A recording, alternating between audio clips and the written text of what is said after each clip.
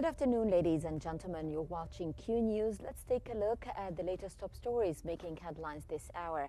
Egypt has dispatched its 43rd aid convoy under the Zaid al-Izza Provision of Honor from Egypt to Gaza initiative from Rafah to Gaza via Kerem Abu Said border crossing, despite persistent Israeli obstructions, with many trucks turned back after inspections. Egypt has maintained steady aid flows via the Egyptian side of the Rafah border crossing.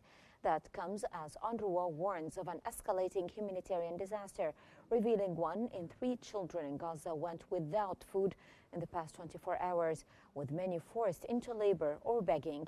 The agency demanded an immediate ceasefire. Meanwhile, the Egyptian Red Crescent, backed by 35,000 volunteers, has coordinated over 500,000 tons of aid since the crisis began.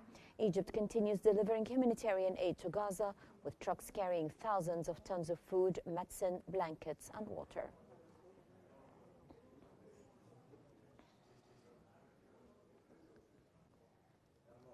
Egypt's Foreign Minister Badr Abdelati has reaffirmed Egypt's unwavering stances on regional and global issues, stressing that there can be no Middle East stability without a sovereign Palestinian state.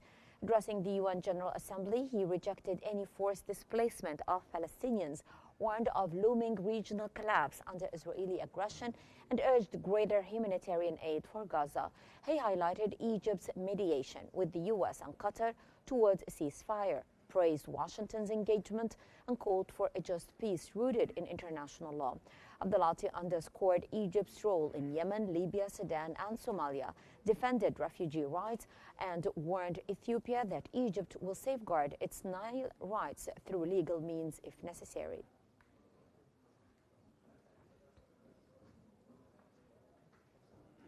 Saudi Foreign Minister Faisal bin Farhan has reaffirmed Riyadh's commitment to the UN Charter, urging the organization to remain impartial in resolving conflicts and calling for a Middle East free of weapons of mass destruction.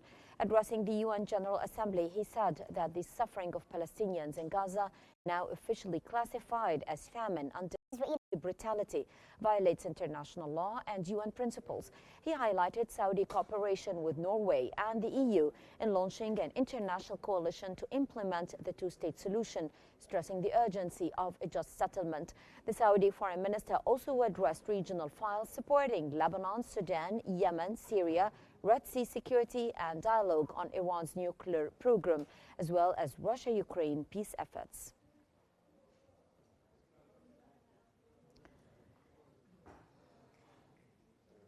Iran's parliament has denounced the reimposition of UN sanctions as illegal, following moves by Britain, France, and Germany to restore penalties over Tehran's alleged violations of the 2015 nuclear deal. Speaker Mohammad Bagher Ghalibaf warned of a reciprocal and serious response if any country acts on the revived resolutions.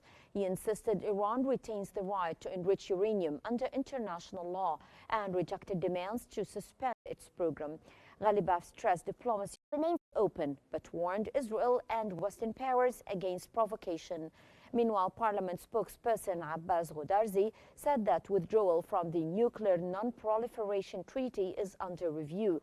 The UN snapback sanctions, including an arms embargo, came into force at midnight on Sunday, deepening tensions in the region.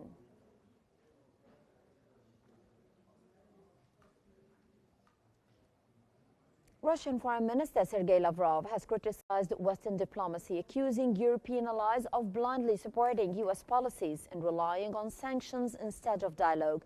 He emphasized Russia's readiness for honest talks, contrasting it with what he described as hopeless Western approach. Lavrov dismissed hopes of Ukraine returning to its 2022 borders, claiming Russia is defending its legitimate interests against a Kiev government that he called Nazi. He warned of severe consequences if foreign drones violate Russian airspace.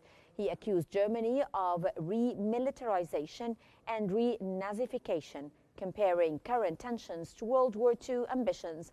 On economic ties, Lavrov assured that Russia-Indian relations remain strong, unaffected by external pressures.